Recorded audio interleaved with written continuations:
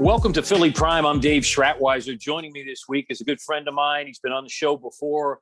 He's always a great person to talk to on some of these hot topics going on around the country in the Philadelphia area. Former Deputy Police Commissioner in Philadelphia, Joe Sullivan, used to head the Homeland Security Unit, SWAT, bomb squad, all of those things, head of patrol, 30 plus years in the Philadelphia Police Department. Joe, welcome to the show again. Thanks for coming on. Thanks for having me back, Dave. Good. Listen, this week, kind of wanted to catch up on a few things that have been going on around the country, New York, Philadelphia, Washington, D.C., South Carolina, and that's mass shootings or active shooter situations. We had a few in the last few weeks, just to list a couple of the New York City subway shooting.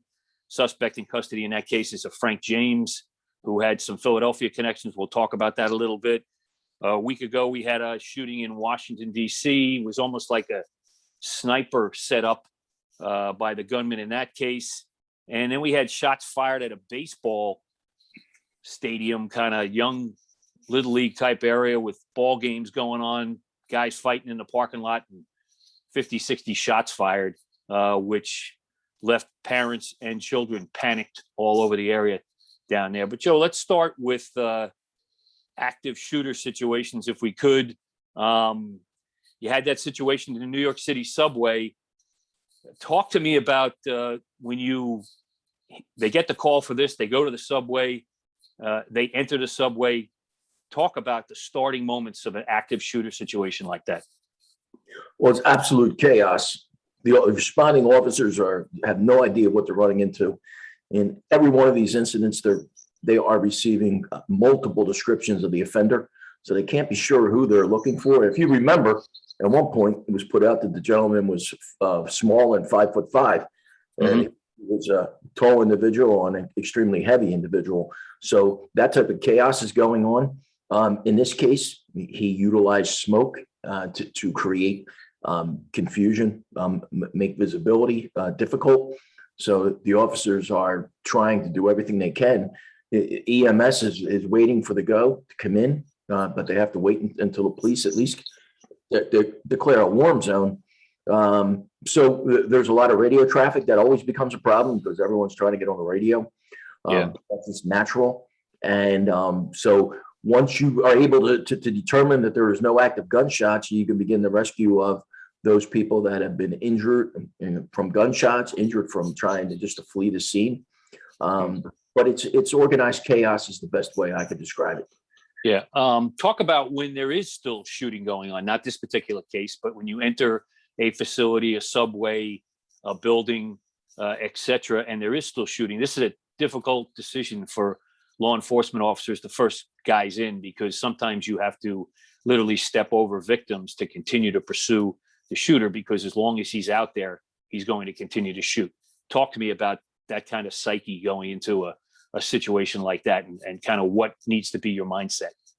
Yeah, that's where training is so important, because you're asking police officers to go against their standardized training, against their personal morals and ethics, the reason they became police officers.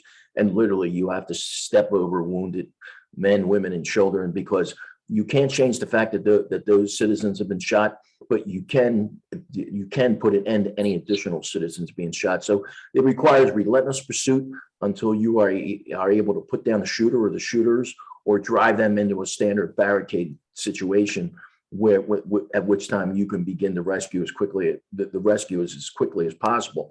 But that being said, the other thing that we did in Philadelphia and most major cities have done is police officers are part of the EMS response. Officers carrying tourniquets. We distributed 5,000 in the city of Philadelphia.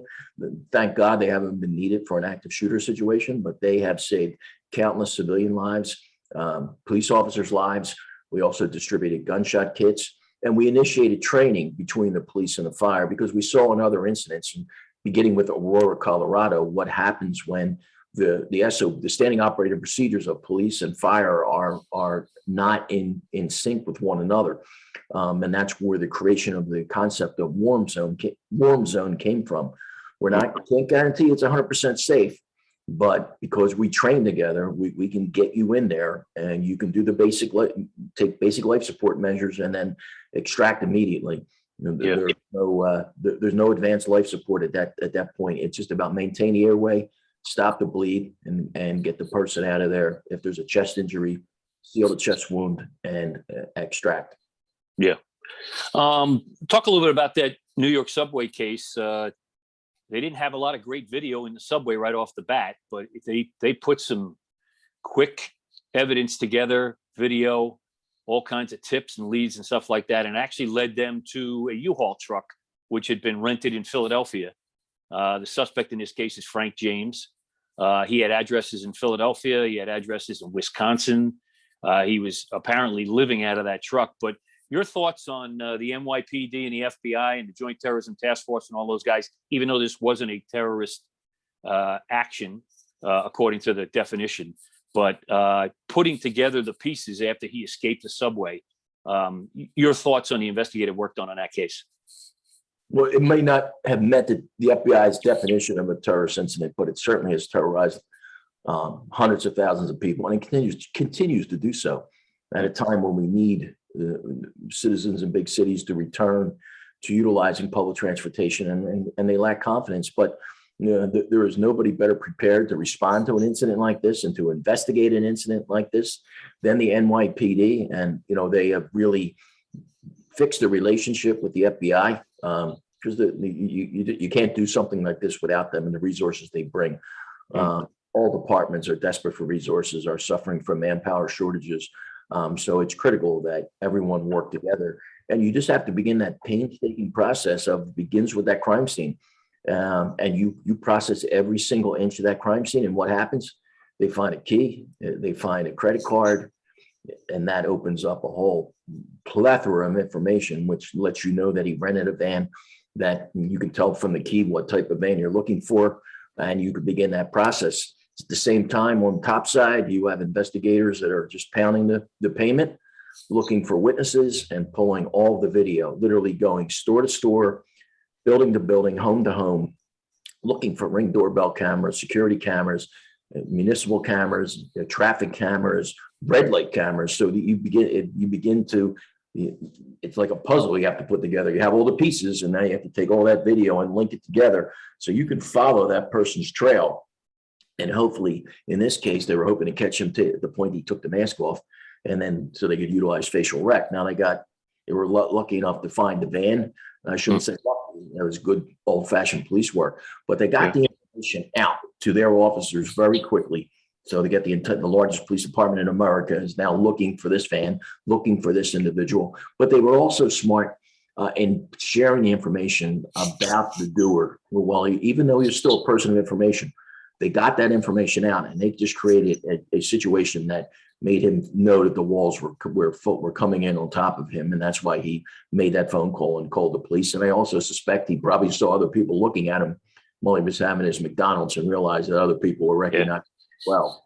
Yeah. And on the side of the van, obviously, is an address in Philadelphia. It's the West Allegheny storage facility where he rented the truck, which then brings the FBI, the NYPD to Philadelphia that night, and worked with Homeland Security folks here in Philadelphia, checking, I think, multiple addresses where they believe he stayed in Philadelphia. He used to live here till up around 2008, 2009, apparently, but they may have been staying with people leading up to this incident, and apparently rented the vehicle on a Monday, drove it into New York, and this occurred on a Tuesday. But he was apparently living out of the back of that van. But they spread out so quickly, and Philadelphia did play a key role in at least eliminating that he wasn't here in Philadelphia at the two locations they had him in. Yeah, and the other important part about when they recovered that credit card, once they have a name, then they're immediately going right to social media.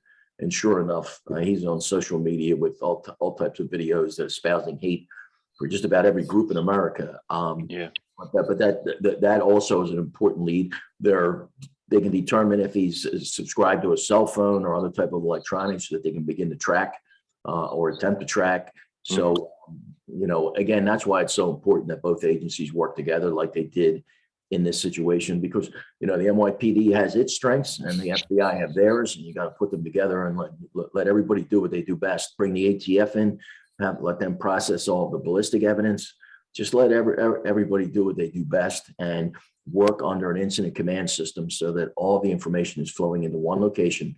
Everyone has eyes on it, and everyone there are all decision makers in that incident command post, so that they can make decisions in real time, share information in real time, and everybody's working on the same sheet of music. Yeah. Would you call this kind of a textbook investigation? Kind of the way it's supposed to go? Absolutely. In the best of times. Absolutely. Unfortunately, repetitions is what makes you good, whether you're talking about sports or responding to major incidents like this. And New York certainly has more reps than anyone out there. Their emergency services unit, their bomb squad, K9 units, they're top notch. And yeah, the FBI in New York, and I mean, no one has done more Homeland Security or terrorism related investigations than they have. So that's why it's important that everybody work together in good times, so that it's a seamless transition during bad times. And incident command can switch hands. During the rescue phase of that operation, it's certainly the NYPD and the NYFD that are in charge of the operation. But if this had been found to have been a terrorism incident command would have shifted over to the FBI. But the one thing that we've learned in law enforcement is the importance of cooperation. So either way, you're going to get everything the FBI can offer you, whether they're in command of the situation or whether they're acting in support. Can't say enough good things about my experiences with the FBI in Philadelphia. Real early tests for the new police commissioner up in New York, Yes. and the new mayor up there, Eric Adams. They were quite out front. Your thoughts on how they handled the media in that situation? They were going public with information almost immediately on the vehicle, the evidence they were finding, then the guy they were looking for, then trying to locate the guy. Your thoughts, just how they performed in the spotlight in a situation like that? Because, as you said, that was total chaos when it first started. Yeah, I think Commissioner Sewell has demonstrated that she's very good at messaging, and the messaging is important because it sends the right message to the public, but it also sends the right message to her personnel. She certainly has been going through a baptism of fire with losing officers and having multiple officers shot, but she has demonstrated that she's always at the forefront, the spokesman for the organization. And I think her messaging has been very clear and very genuine, while at the same time, she allows her subordinate commanders to do what they do best. So kudos, nothing but. Yeah, and interesting. I loved her quote at the press conference where they announced the arrest that the NYPD made his world very small very quickly. They shrunk his world. That's a great soundbite. Not that it's all about the sound bites, but for somebody in a hot position like that, right off the bat, having been in New York months, that was quite a comment to make, and it was right on point. It is, and it really instills. It really conveys her confidence in the organization and the fact that she has the backs of her officers and detectives, and especially with a new commissioner coming in from the outside, that's really important. I remember her speaking outside a hospital when an officer was lost, and I was very impressed with the passion and the heartfelt emotions that she conveyed, but while still making it clear that she was in charge. Yeah, interesting. I looked up some statistics. Since 2009, mass shootings categorized as 4 or more dead. This country's had 271 and more than 1,500 people killed and 1,000 people wounded. Those are the kind of numbers that make you want to train as often as possible and keep practicing till you get these things. As you said, repetition is the key to this whole thing when you see numbers like that. Certainly. I mean, it's critical that so in Philadelphia, we began training for patrol officers because in a situation like this, it's the officers in that neighborhood sector car and cars. They're the first ones that are going to be going through the door, and they might not be armed and equipped the way we would want them to against someone with a long weapon or multiple magazines. Again, walking into a smoke where they can't see. So it's critical that they be trained. I had that training in Philadelphia. I had that training done by the SWAT unit.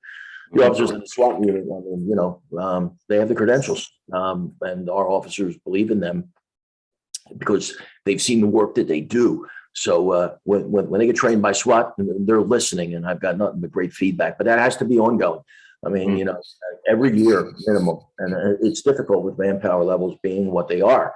But it's also important that that training be given to all of our partners, because we want to make sure that everyone's been trained the same, utilizing the same concepts, the same terminology, the same formations, whether it be a SEPTA officer or a federal officer that's pulling up with our officers. We got to make sure that they understand what each other is doing. But also, as I said before, you have to train with other agencies. You have to train with the Office of Emergency Management, and it's critical that ongoing training with the fire department. We began training for all, and we did train all the fire department medics in the concept of responding to an active shooter system, an active shooter incident, and doing it as part of a combined team of police officers and firefighters, so that the officers can provide protection and let the firefighters do what they need to preserve life and extricate the victims from the scene as quickly as possible. Yeah, we had another incident back down in Washington, D.C. I mentioned at the top of the show, almost a sniper type incident involving an individual. 4 people shot there, including a former police officer, I believe, retired police officer who was badly wounded. I think you saw some pictures, the same pictures I saw, of the setup that this guy had in the location where he was shooting from, including a tripod and multiple long guns. All appeared to be capable of firing lots of rounds in a hurry. That situation looked like, again, another total chaos situation on the street when gunshots started to ring out down there. And fortunately, I don't believe anybody was killed. 4 people were wounded, 2 of them critically from the last reports I saw. But your thoughts when you see kind of a setup like that? It almost reminded me a little bit of the Las Vegas concert shooting from one of the casinos. Tripod set up near the window, all kinds of weapons in the room, that kind of thing. Those things are just scary when you think about that happening in public. Director Ray of the FBI recently gave testimony before Congress, and one of the things he talked about is the increase in assaults against law enforcement. In 2021, there was a 59% increase in the murders of police officers, with 73 of them killed. So far, as of April 1st, we have 101 shot, 17 killed. That's a 63% increase from 2020. But the other really striking statistic is 32 law enforcement officers were shot in 19 separate ambush-style attacks. And I'm sure that's what was the intention of this individual, to take out officers as they arrived on scene with soft body armor and nothing but a sidearm. They make easy targets for people like that. Right now, we have on average, a law enforcement officer is killed every 5 days in the United States. And that's unprecedented and a matter of concern, because if you take out the officers, then who's there to protect the civilians? Yeah. Your thoughts when you saw that setup and those weapons? I mean, the police, when they did their news conference, basically showed the inside of that room he was in. 4 people were shot. A lot more damage could have been done there to the public and as you mentioned, to police officers. Yeah, I mean, and I've talked about this multiple times. There's always the criminal investigation, but I believe that as a country and as a profession, once we do that, we really have to break down these incidents. We really have to look at, do a sentinel type review. How did he acquire those weapons? Did he do it legally? Did he do it illegally? How did that transfer happen? Was it a store purchase? Were they ghost guns? Were they delivered by mail? There's a lot of unfortunate loopholes that need to be closed that allow people that are either criminals or they have mental health issues able to acquire firearms and firearms of that nature. One of the things we never look at is there's a lot of talk about confrontations between law enforcement and people that are struggling with mental illness, and certainly we're making great inroads and with co-responder concepts and things like that, but we're not addressing the real problem, and that is that you can go back to the Reagan administration and you can track how much the population in the United States has grown since then, and at the same time, the number of inpatient beds to treat people with serious mental health problems has dropped exponentially. And that is a big part of the reason why you see these confrontations taking place. So if we're going to solve a problem, I'm always more than willing to let someone scrutinize the response of the police, but at the same time, we shouldn't always be the only one that have to answer for why situations like this happen. Now, I don't know if this involves a person with mental health issues. In New York City absolutely did. And it's something that if we want to put an end to these or at least slow them down, we need to. I mean, the FBI has since 2000, they've recorded 282 since there have been 333 active shooter incidents from 2000 to 2019, with that claimed 2,851 lives. Or I should say 2,851 people were either killed or were wounded. And a recent NIJ-funded project, the Violence Project, has shown that the number of Americans dying from mass shootings is on the rise. They studied 172 mass shootings going all the way back to the 60s. In the last 5 years, an average of 51 people died each year from mass shootings. In the 70s, that number was 8. So my point being is that if we're going to reverse this trend, we have to look at it from every perspective. I'm a proponent of the Second Amendment. I'm not trying to take any law-abiding citizens' guns away, but guns are getting into the hands of the wrong people. And I think all keep our minds open and let's really look at this without any agenda. Let's look at some of these things. And ghost guns are an emerging problem here in Philadelphia. The Philadelphia Police Department, I believe, just this year has recovered 142 of those. Yeah, the numbers from 2019 to 2020 to 2021 jumped fairly significantly. I think it was from somewhere in the 90s in 2019 to 180 or so in 2020, jumped up to like almost 400 in 2021. The numbers are big this year. I know, the NRA and others will, make the argument that the ghost gun thing is not a crime problem. It is a crime problem because they're turning up all over the city. A lot of the district captains in Philadelphia like to put out pictures of the guns they seize, and 6,000 guns last year seized in Philadelphia. And they like to put out pictures, and you see those ghost guns pretty much all the time. You have the Attorney General's gun strike force, which routinely comes across in ghost gun investigations 20, 30 boxes in a house where ghost guns have been assembled that were ordered online and then are being sold on the street. So clearly, if they're being sold on the street illegally at that point and then used on the street, it is a problem. It is a problem. And, my son is in federal law enforcement, and, he's frustrated because right now the technology has surpassed the legislation. There's not even a charge in the federal code for ghost guns. So there's a lot we need to look at there. And, this idea that it's just people enjoy putting their own guns together that's disingenuous. I mean, if you like, there are people who do. Sure. There are people who do, and that kind of situation, but you don't have to. You can have a criminal record to order one of these. You have to be over 18. I'm assuming there's no serial number. There's no way to trace the gun, that kind of thing. I don't think we're talking about those people, but to say that they're not being used in crimes is just absolutely not true. Yes, I'm a gun owner and proponent of the Second Amendment, but if I want to order a gun from manufacturer, I have no problem having it delivered to my local gun dealer and providing identification when I pick it up. It's what I'm willing to do to help other people less fortunate than me keep safe. Because in a city like Philadelphia, it's the poor and disadvantaged citizens that are bearing the brunt of all this violence. And the other thing about active shooter situations that we know is that in at least half of those situations, the shooter gave some indication to a friend, family member, coworker that he or she was thinking about doing something like this. So, we really got to work on that, encouraging people to what signs to look for, when they leak plans, who to report it to. And the other thing that concerns me is the shooters are getting younger. According to the research, the active shooters are becoming younger. And that goes back to just being a responsible gun owner. In the majority of all school shootings, the juvenile shooter obtained the firearm from the home. And I think we saw that in that shooting that occurred over the winter in Michigan.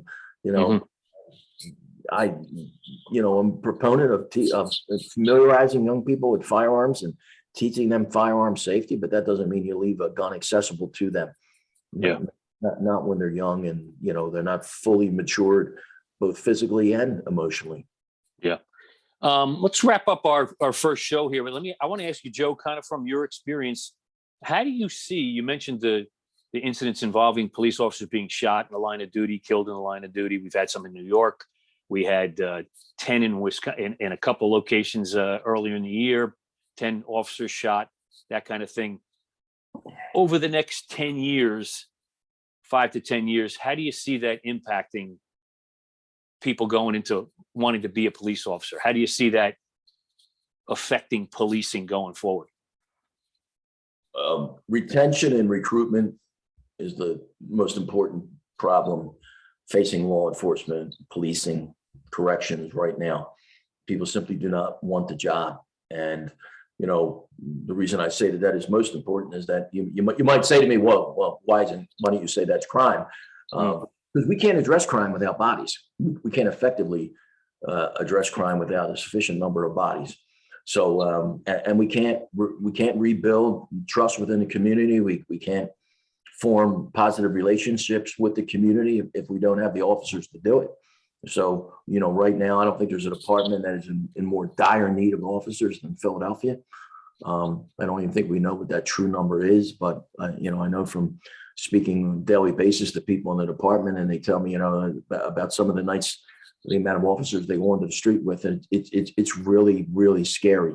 And, we're the poorest city in America. And one thing that we know from research, and I'll quote, Thomas Apt, here, sometimes we think that if you bring the economy back, the safety will come. It's the opposite. We have to make a city safe before people will invest in those neighborhoods and bring positive economic change and opportunity for people living in them. So if we're unable to do that, we're going to continue to be the poorest city in America. And that situation will even get worse for the people that are already suffering and in need. Okay. Listen, that's a good way to jump into what we're going to talk about next week. Philadelphia Congressman Dwight Evans last week introduced a $51 billion plan, 10.7 to 10-point plan on dealing with violence, which includes more money for the police and a lot of other things. We're going to talk about that on the next show, and some things that are going on in Philadelphia policing right now to try and cut down on the violence, cut down on the shootings, that kind of thing. So we're going to talk to former Deputy Commissioner Joe Sullivan again next week. Joe, I appreciate you coming on this week, and I look forward to part 2. Thanks for joining us again. My pleasure, Dick.